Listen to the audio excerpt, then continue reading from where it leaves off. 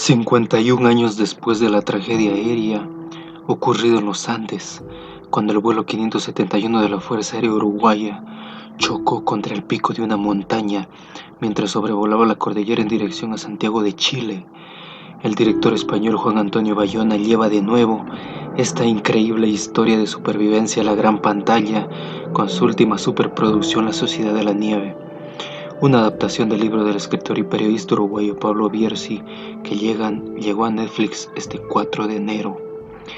El libro y el film cuentan la dramática historia de los supervivientes de aquella tragedia, un grupo de personas que contra todo pronóstico logró superar una situación que a priori resultaba fatídica.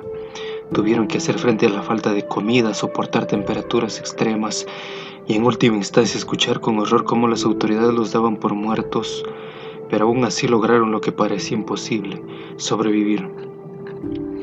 Y es que aquel 13 de octubre del 72 tuvo lugar una de las catástrofes aéreas más dramáticas de la historia, que aún hoy es trágicamente recordado por quienes lograron sobrevivir, los miembros de un equipo amateur de rugby uruguayo de All Christians, que pasaron 72 días en la nieve esperando a ser rescatados. Aunque lo peor y más trágico fue que precisamente para sobrevivir tuvieron que alimentarse de los cuerpos de sus compañeros fallecidos en el accidente. Estábamos rodeados de muerte, nuestros amigos eran estatuas de hielo, la vida era acción, movimiento, rebeldía, suicida era quedarse quieto, recuerda Gustavo Servino, uno de los supervivientes del desastre. Pero empecemos por el principio. El presidente del club rugby All Christians, Daniel Juan, contrató un doble turbohélice de la Fuerza Aérea Uruguaya con un Fairchild con 4 años de antigüedad que debía transportar al equipo hasta la capital chilena, donde iba a jugar diversos partidos amistosos. La aeronave, pilotada por el coronel Julio César Ferradas, un experimentado piloto de la Fuerza Aérea, y por el copiloto, el teniente coronel Dante Héctor Lagurara, transportaba 40 pasajeros, entre ellos los 19 miembros del equipo de rugby, junto a los que viajaba un grupo de amigos y familiares, y los 5 tripulantes de la aeronave. El avión despegó del aeropuerto de Montevideo el 12 de octubre con destino a Santiago de Chile. Sin embargo, las malas condiciones climatológicas obligaron a los pilotos a cambiar el plan de vuelo, así que tuvieron que aterrizar en el aeropuerto de Mendoza. Al día siguiente, la previsión meteorológica no había mejorado mucho, pero aún así los dos pilotos decidieron despegar. A pesar de que era un trayecto corto, el vuelo entrañaba ciertas dificultades, ya que requería un ascenso muy rápido para salvar la altura de la cordillera andina, y una vez superada esta, descender deprisa para poder alcanzar sin contratiempos la pista de aterrizaje. Los pilotos volaban de manera instrumental, aunque solo se veían nubes. Cuando creyeron que habían logrado salvar los elevados picos de los Andes, empezaron el descenso, pero al recuperar la visibilidad, se dieron cuenta de que en realidad estaban volando a escasos metros de las enormes y escarpadas cumbres nevadas. El avión se estrelló al final de la tarde. Primero se rompió un ala y después la otra. El brutal impacto partió el avión en dos y la cola, junto con los pasajeros que iban sentados en esa parte del avión, fue despedida a centenares de metros. Todos fallecieron debido al choque. La parte delantera del avión se deslizó a toda velocidad por la ladera helada de la montaña hasta detenerse bruscamente. Roy Harley, uno de los supervivientes del accidente, afirmaría posteriormente en unas declaraciones que si el infierno existe, yo lo viví en la cordillera. Y es que en la primera noche a la intemperie, durante la cual murieron 4 personas más, los supervivientes tuvieron que soportar temperaturas de 30 grados bajo cero, el frío extremo, el pánico, el dolor, la desorientación, los cadáveres que se acumulaban dentro del avión y los lamentos de los heridos más graves dibujaban una situación extrema con la que los supervivientes iban a tener que convivir durante más de 72 días, aunque no todos lograrían superar las heridas ni la dureza. Con el paso de los días, la comida de por sí escasa iba terminándose y para saciar la sed había que derretir la nieve. Lo que mantuvo al grupo con vida los primeros días fue su capacidad de organización y la decisión de trabajar por un objetivo común. Cada uno cumplía con una función específica. Roy Harley se encargó de las comunicaciones, Gustavo Servino de la parte sanitaria, José Luis Inciarte contaba historias para mantener el ánimo elevado. Pero no todos estaban de acuerdo. Es el caso de Fernando Parrado. En el accidente habían fallecido su madre y su hermana, y tras haber estado en coma, quería marcharse de allí como fuera. Preocupados por su situación, el resto de supervivientes le dijeron: tenemos que organizarnos, preparémonos, hacer guantes, lentes, bastones, cuerdas. Aquellos jóvenes, con el ánimo de sobrevivir, organizaron una sociedad solidaria en la que todo pertenecía a la comunidad. Años después, en una entrevista, Gustavo Cervino, uno de los supervivientes, declaró que las normas aparecían y se aparecían por sí solas. La primera norma, que nunca fue escrita, pero no se podía romper, era que estaba prohibido quejarse. No te podías quejar. Al que se quejaba no le hablabas, no le dabas agua, no le dabas de comer, no le masajeabas los pies, solo hasta que decía perdón y empezaba de vuelta. ¿Por qué? Todos estábamos fríos, todos teníamos hambre, todos teníamos miedo, todos esperábamos a nuestra madre. Solo nombrar a una madre, decir tengo frío o decir algo que era redundante era algo negativo. Cuando salían del maltrecho fuselaje que era su refugio, su única visión era un yermo desierto blanco a 3.500 metros de altitud. Estaban rodeados de picos nevados, cimas volcánicas sin rastro de vida animal o vegetal. Para colmo, el fuselaje del avión también era blanco, lo que dificultaba aún más las labores de búsqueda. En 2 ocasiones vieron cómo les sobrevolaba un avión, y en una oportunidad incluso creyeron que los habían localizado. Exultantes de alegría, consumieron algunas de las pocas provisiones que aún les quedaban, pensando que al día siguiente serían rescatados. Pero cuando por fin se dieron cuenta de que nadie los había visto, no dejaron que la terrible decepción les hiciera perder la esperanza de que pronto alguien vendría a rescatarles.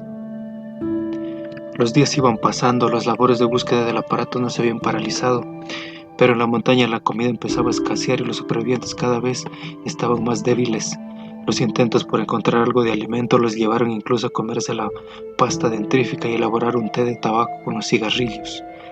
El hambre era tan apremiante que incluso abrieron los asientos del avión esperando encontrar paja, aunque no había nada allí que les pudiera aportar algo de energía. Finalmente, el 10º día marcaría un antes y un después en la vida de aquellos hombres a los que la fatalidad había conducido a aquella situación tan extrema, con un solo objetivo en mente, el de sobrevivir. Alguien sugirió que una de las pocas opciones que les quedaban era obtener las proteínas que necesitaban de la carne de los cadáveres.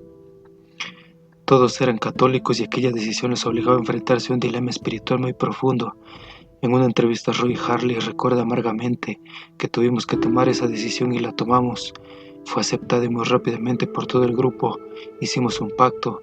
Si alguno se muere, nuestro cuerpo está a disposición del grupo. Le pedíamos a Dios desde lo más profundo de nuestro ser que este día no llegara, pero ha llegado y tenemos que aceptarlo con valor y fe. Y fe es que si los cuerpos están ahí es porque Dios los puso. Y si llega el día en que yo pueda ayudar a mis amigos con mi cuerpo, lo haría con mucha alegría.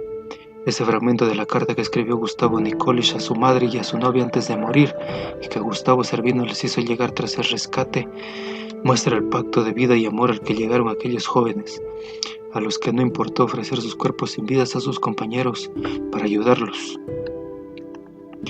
Convencidos de que gracias a esta dramática decisión podrían conseguir sobrevivir hasta que los equipos de rescate dieran con ellos, los debilitados supervivientes decidieron empezar a cortar finas lonchas de carne, grasa o músculo. Empezaron por la tripulación, pero cuando se dieron cuenta de que no iba a ser suficiente, decidieron que también debían hacerlo con sus seres queridos.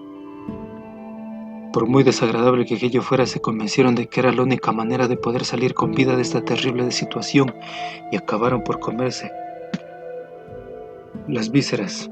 Pero sus esperanzas parecían derrumbarse definitivamente el 23 de octubre, cuando escucharon por radio que la búsqueda se había suspendido y que solo se retomaría a finales de enero para recuperar los restos del avión y los cuerpos sin vida de sus ocupantes. Saberse abandonados y que el mundo entero los diera por muertos resultaba absolutamente abrumador, pero su inquebrantable determinación de salir de allí por sus propios medios y encontrar ayuda era tal que al día siguiente planearon realizar varias expediciones cortas para ponerse a prueba. 3 de los que se consideró que estaban mejor preparados partieron en busca de la cola del avión, aunque tuvieron que volver con síntomas de congelación. A partir de entonces, reservaron las mejores ropas y las mejores raciones de comida para quienes salieran en busca de ayuda. Fabricaron raquetas para los pies y con los cojines de los asientos confeccionaron sacos de dormir. Pero pronto la desgracia volvió a encebarse en ellos. La noche del 29 de octubre una luz sepultó a lo que quedaba del avión. El fuselaje se llenó de nieve y 8 de los supervivientes murieron en el acto. Ya solo quedaban 19. El 12 de diciembre, Fernando Parrado, Roberto Canessa y Antonio José Vicentín Brandi salieron en busca de ayuda. Escuchar que te decretan muerto y que ya no estás y que el mundo sigue sin ti, quita el dilema de si esperar el rescate o salir a caminar, recuerda Canessa. Vicentín regresó al avión 3 días más tarde y los otros 2 decidieron seguir a toda costa. Tras 10 días de marcha, de haber ascendido picos de más de 4.500 metros de altura y de haber caminado quién sabe cuántos kilómetros en pésimas condiciones y sin apenas comida, los 2 jóvenes por fin vieron a un hombre montado a caballo. Era Sergio Catalán, un mulero que los llevó hasta su finca donde esperaron a los equipos de salvamento. El resto de los supervivientes aguardaban en el avión de regreso de sus compañeros. Vivió aquella situación en medio de la angustia, la esperanza y el miedo. Pegados a la radio no hacían más que sintonizar emisoras para saber si la expedición formada por sus 3 amigos había tenido suerte. Al 10º día de su partido oyeron a través de las ondas los nombres de Parrado y Canessa. Lo habían conseguido. Finalmente llegaron los helicópteros de rescate. A bordo de uno de ellos, Canessa dirigió a los incrédulos pilotos que nada más llegar a la zona del accidente vieron a un grupo de jóvenes levantando los brazos y abrazándose. La pesadilla por fin había llegado a su fin. Gustavo Cervino recuerda emocionado en una entrevista que la gratitud es una de las acciones más escasas y devolver la energía que recibiste, material, física, emocionalmente, hace que la energía se mueva.